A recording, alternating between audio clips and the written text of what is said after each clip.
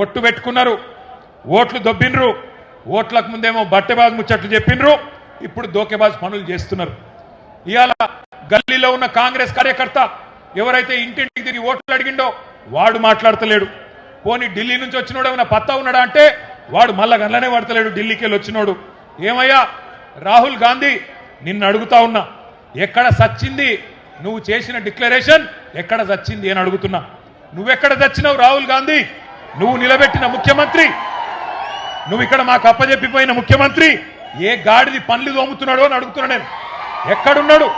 రైతులు కల్లాల కాడ అవస్థల్లో ఉంటే ఇలా మక్కలు నిన్న తిరిగిన నేను జనగామల యశ్వంతాపూర్ పోయినా, పర్కాళ్ళ ఊకలు పోయినా, నర్సంపేట మార్కెట్ యార్డుకు పోయినా రైతులు కళ్ళకెళ్ళి రక్తం గారే పరిస్థితున్నది. అందుకే అంటున్నా నేను బాధతోని, ఎక్కడ చచ్చిండు రాహుల్ గాంధీ? 4 ఏళ్లే రైతు డిక్లరేషన్ అని చెప్పి ప్రభుత్వం వచ్చి 2.5 ఏళ్ళు అయిపోయాయి.